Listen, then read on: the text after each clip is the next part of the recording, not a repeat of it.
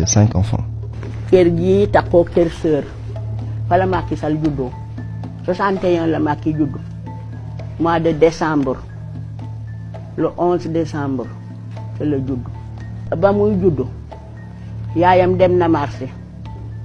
togg na añ togg na reer ñu reer bi kenn ku nekk tëdd ci néegam bu ñu xëyee ci suba nag ñu naaje koo gis ñee nañu ko seeti comme jigéen ñi wérul la woon naka la ñuy jublu ci néeg bi rek fekk doom ji di jooy booba am na doom bu yàgg.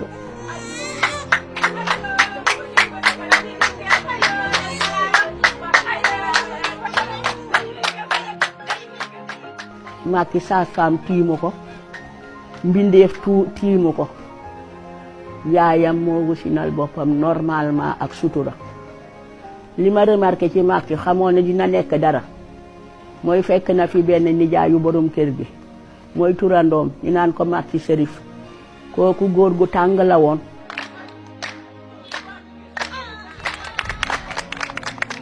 gan gu màgg moo fi ñëwoon seet suñu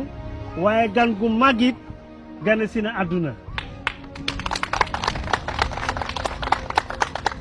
alhamdulilah gan gi góor la gan gi nag Macky mii laa ko tuddee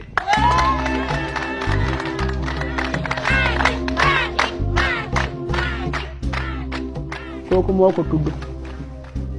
ci tuddee ko borom kër gi. Macky passera une enfance calme et paisible entre l'école coranique, les jeux et la vie familiale jusqu'en 1967, année où son père, affecté à Foundiougne, dut quitter la ville de Fatick. Papaam affectation borom kër gi dafa seet ne Foundiougne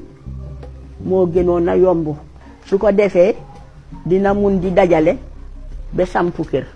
C'est dans cette localité, plus précisément dans le quartier Socé, que le jeune Macky entame ses études primaires, à l'école Tafsir Mor Boye. Court épisode avant que la famille ne retourne à Fatick en 1974 dans le quartier Polga. Macky continue ses études à l'école Moustapha Baydiba où il obtint son certificat d'études primaires et élémentaires. bi nga xam ne dem na ba am entrée sixième dafa wax ne sax école ministère la bëgg a def te boobu douze ans la am. papam bu mu ñibbisee Fatick boobu maa ngi Foundiougne maa ko jàngal mbéy si école fermé woon rek dafay wax ne man kat moo tàggoo yaayam ak papam mu ne damay dem Foundiougne damay benn suma la jaay. Effectivement, il était très proche de son oncle jege woon na nijaayam trop sax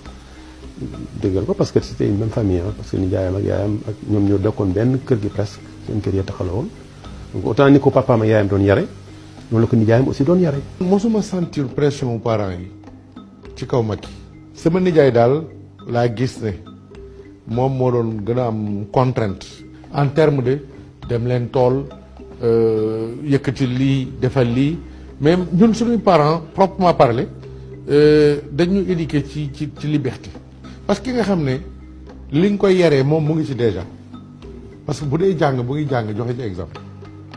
déjà bi muy jàng mu ngi jéem bu école tëjee dafay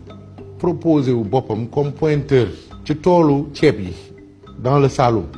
parce que temps yooyu bu campagne yu ceeb jotoon dañ doon envoyer ay tracteurs dans le Saloum mais tracteurs yi am na ñu ko doon dawal waaye amoon na ay pointeurs parce que tracteurs yi ñu doon loué la moom déjà hivernage da doon dem nekk fa pointeur bu nawet bi jeexee ak ubbite école am yëpp ak même suma bos moo ko doon financé. parce que xam nga am nga doom boo xam ne mu ngi jàng déggoo ko ci ay histoire déggoo ko ci lu bon dafay raar sax ay occasion yoo xam da ngay am pour def ko pression donc daf ñu éduquer par exemple. Macky di jàng ba njàngam paase Fatick ñu war a dem Kaolack. Ainsi commença une longue série de réussites scolaires pour Macky qui décroche son BFM au collège de Fatick, puis 3 années plus tard, son baccalauréat en série C au lycée Gaston Berger. On avait tout sacrifié, les loisirs, les plaisirs pour njàng mi pratiquement année bi yëpp dañ daan jàng muy samedi muy dimanche muy ngoon muy guddi muy bëccëg amuñu woon daal beneen truc de sorte que pratiquement bi ñu def bac ñëpp am bac.